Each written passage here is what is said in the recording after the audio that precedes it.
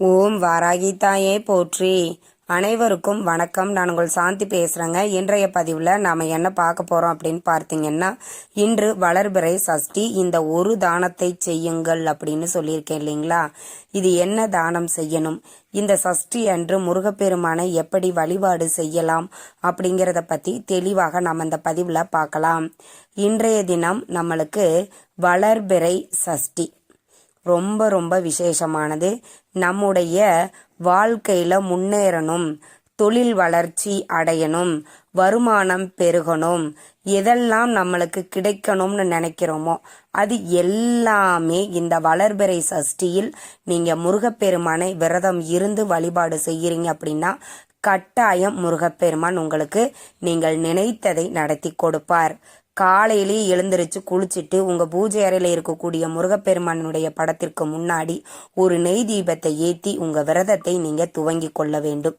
அப்படி நீங்கள் உங்கள் விரதத்தை ஆரம்பித்ததுக்கு அப்புறமாக மாலை நீங்கள் இந்த பகல் முழுவதும் உபவாசமாக இருக்க வேண்டும். இந்த உபவாசம் இருப்பது அப்படிங்கிறது அவரவர்களினுடைய உடல்நிலைக்கு ஏற்றவாறு நீங்கள் இருந்து கொள்ளலாம்.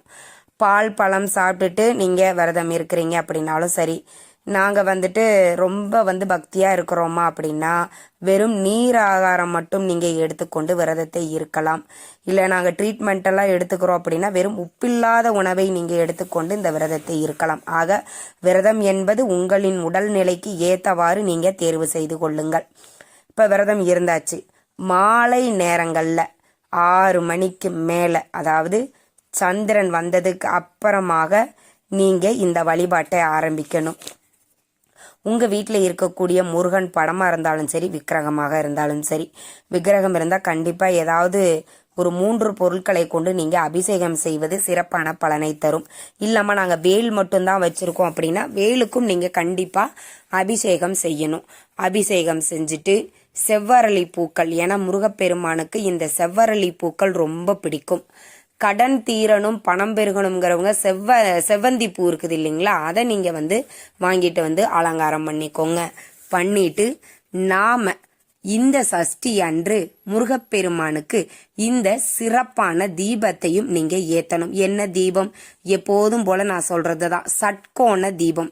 நீங்க வெற்றிலை தீபம் இன்றைய தினத்துல நிறைய பேர் ஏத்துறீங்க. ஆனா நம்முடைய ஆதி காலம், நம்முடைய முன்னோர்கள் தொன்று தொட்டு முருகப்பெருமானுக்கு ஏத்தி வழிபாடு செஞ்சது, அதாவது சித்தர்கள் முனிவர்கள் கூட இந்த தீபத்தை தான் அவருக்கு ஏத்துனாங்களாம். அது என்ன தீபம்? ஷட்கோண தீபம். நம்மளுக்கு இந்த ஷட்கோணம் எப்படி போடணும் அப்படிங்கிறதையும் நம்மளுடைய பதிவில் நான் கொடுத்துருக்கிறேன். பார்க்காதவங்க அதையும் கூட நீங்கள் செக் பண்ணி பார்த்துக்கோங்க.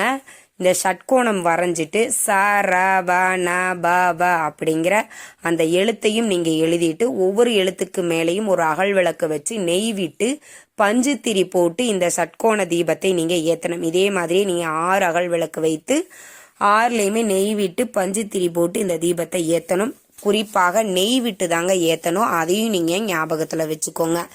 அந்த தீபத்தை நீங்கள் ஏற்றிக்கோங்க. ஏற்றிட்டு ஓம் சரவணபவ அப்படிங்கிற மந்திரத்தை நீங்கள் 108 முறை பாராயணம் பண்ணணும். நீங்கள் அதை ஒரு அர்ச்சனை மாதிரி கூட பூக்களால் அர்ச்சனை செஞ்சுட்டு நீங்கள் 108 முறை சொல்லலாம். இந்த 108 முறை ஓம் சரவணபவ அப்படிங்கிற இந்த மந்திரத்தை பாராயணம் பண்ணிட்டு தீப தூப ஆராதனை எல்லாம் காட்டி நீங்கள் நெய்வேத்தியமாக என்ன செய்யணுமோ செஞ்சுக்கலாம். சக்கரை பொங்கல் வைக்கலாம். எதுவுமே எனக்கு செய்ய முடியாதுங்கம்மா, நான் வேலைக்கு போயிட்டு இப்போதான் வந்திருக்கிறேன் அப்படிங்கிறவங்க ஒரு டம்ளர் பாலாவது வச்சு, ஒரு டம்ளர் பாலில் தேன் ஏலக்காய் கலந்து நீங்கள் வைங்க. இல்லைன்னா நாட்டு சக்கரை கலந்து கூட நீங்கள் இந்த பிரசாதத்தை நீங்கள் வைக்கலாம். வச்சுட்டு தீப தூப ஆராதனை எல்லாம் காட்டி உங்கள் பூஜையை நீங்கள் நிறைவு செய்து கொள்ளலாம். முருகப்பெருமான் கிட்ட மனதார ஏதாவது ஒரு விஷயத்தை மட்டும் பிரார்த்தனை பண்ணிக்கோங்க. இப்போ ஒரு வேலை கிடைக்கணும் அப்படின்னா நல்ல வேலை கிடைக்க வேண்டும், நான் நினைத்த வேலை இந்த சம்பளத்தில் எனக்கு கிடைக்கணும் முருகா, நீ தான் கொடுத்து அருளணும் அப்படின்னு முருகப்பெருமான் கிட்ட பிரார்த்தனை பண்ணிக்கோங்க.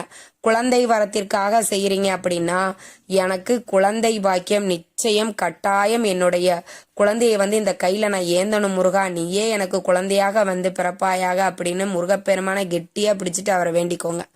மனதார மனம் உருகி நீங்கள் பிரார்த்தனை பண்ணுறதுல தான் இருக்குது.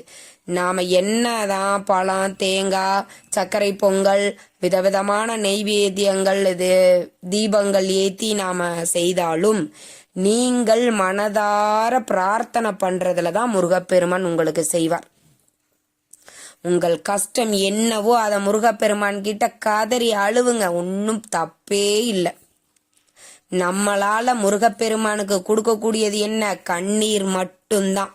மற்றதெல்லாம் காசு கொடுத்தா யார் வேணாலும் கொடுப்பாங்க. இந்த கண்ணீர் நாம மட்டும்தான் கொடுக்கணும். இது காசுக்கெல்லாம் கிடைக்காது இல்லைங்களா? ஆக முருகப்பெருமான் கிட்ட மனம் உருகி நீங்க பிரார்த்தனை பண்ணிட்டு இந்த வழிபாட்டை நீங்க நிறைவு செய்து விடுங்கள். அதற்கப்புறம் இன்றைய நாள் நீங்க செய்யக்கூடிய முக்கியமான ஒரு தானம் என்ன அப்படின்னு பார்த்தீங்கன்னா அன்னதானம். கண்டிப்பா இன்னைக்கு ஒரு 2 பேருக்காகவாவது நீங்க ஒருவேளை உணவாவது நீங்க அவருக்கு வாங்கி கொடுங்க. மதிய உணவா ஒரு சாப்பாடு வாங்கி கொடுங்க. காலையில ஒரு 4 இட்லி வாங்கி கொடுங்க. இல்லை இரவு தாமா நான் இப்பதான் பார்த்தேன் அப்படின்னா இரவு நேரத்துல அவங்களுக்கு என்ன தேவையோ அது யாராவது ஒருவருக்காவது ஒருவேளை உணவாவது நீங்க இந்த நாள்ல அன்னதானம் செய்வது அப்படிங்கிறது ரொம்ப ரொம்ப சிறப்பான பலனை தரும். இல்லையா, ஒரு புளி சாதம் செஞ்சுக்கோங்க, எலுமிச்சம்பழ சாதம் செஞ்சுக்கோங்க, தேங்காய் சாதம் செஞ்சுக்கோங்க, பருப்பு சாதம் செஞ்சுக்கோங்க. ஏதாவது செஞ்சுட்டு உங்க வீட்டிற்கு அருகில் இருக்கக்கூடிய முருகன் ஆலயங்களுக்கு சென்று அங்க முருகப்பெருமானை வழிபாடு செஞ்சுட்டு நெய்வேத்தியமாக அங்க இருக்கக்கூடிய குருக்கள்கிட்ட அதை கொடுத்தீங்க அப்படின்னா அவர் நெய்வேத்தியமாக படைச்சிட்டு அதற்கப்புறம் உங்கள்கிட்ட கொடுத்துருவாங்க. நீங்க அங்கு வரக்கூடிய பக்தர்களுக்கு பிரசாதமாக இந்த சாதத்தை நீங்க கொடுக்கலாம். இதுவும் மிகப்பெரிய ஒரு புண்ணியத்தை உங்களுக்கு ஏற்படுத்தும். இதெல்லாம் செஞ்சுட்டு அருகில் இருக்கக்கூடிய முருகன் ஆலயங்களுக்கு 2 தீபங்களை போட்டு முருகப்பெருமானையும் நீங்க வழிபாடு செஞ்சுட்டு வாங்க. நிச்சயம் நீங்கள் நினைத்ததை முருகப்பெருமான் நடத்தி வைப்பார். அதுல எந்த ஒரு சந்தேகமும் கிடையாது. நீங்க மனம் உருகி முருகப்பெருமான் கிட்ட வேண்டிக்கோங்க. அதே மாதிரி நீங்க இந்த சஷ்டி, கிருத்திகை, செவ்வாய்க்கிழமை நாட்கள்ல முருகன் கோவிலுக்கு துவரம்பருப்பு தானமாக வாங்கி கொடுங்க. நீங்க உங்க வீட்லயும் துவரம்பருப்பு இருக்குது அப்படின்னா அந்த நாள்ல துவரம்பருப்பு ஒரு 100 கிராம்ல இருந்து 1/4 கிலோ வரைக்கும் உங்களால எவ்வளவு முடியுமோ அதை நீங்க வாங்கி கொடுப்பது அப்படிங்கிறது உங்களுக்கு சிறப்பான பலனை தரும். நீங்க வீட்டுல வாங்கி வச்சு உங்க பூஜை அறையில கொஞ்சமா வச்சு நீங்க பூஜைகள் செய்யலாம். மறுநாள் எடுத்து நீங்க அதை சமையலுக்கு பயன்படுத்தி கொள்ளலாம்.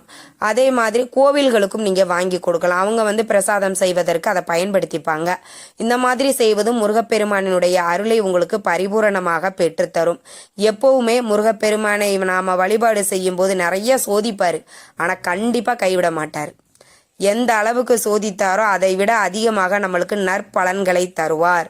அதனால இன்றைய நாளில் வரக்கூடிய வளர்பிறை சஷ்டி அன்று முருகப்பெருமானை மனதார பிரார்த்தனை செஞ்சுட்டு இந்த ஒரு தானத்தையும் செய்து முருகப்பெருமானினுடைய அருளை பரிபூரணமாக பெறுங்கள். இந்த தகவல் உங்களுக்கு ரொம்பவுமே பயனுள்ளதாக இருந்திருக்கும்னு நினைக்கிற. வீடியோ பிடிச்சிருந்தா லைக் பண்ணுங்க, ஷேர் பண்ணுங்க, கமெண்ட் பண்ணுங்க. இந்த பதிவை உங்களுடைய உற்றார் உறவினர்கள் நண்பர்களுக்கும் ஷேர் பண்ணுங்க. அவங்களும் பார்த்து பயன்பெறட்டும். நன்றி, வணக்கம்.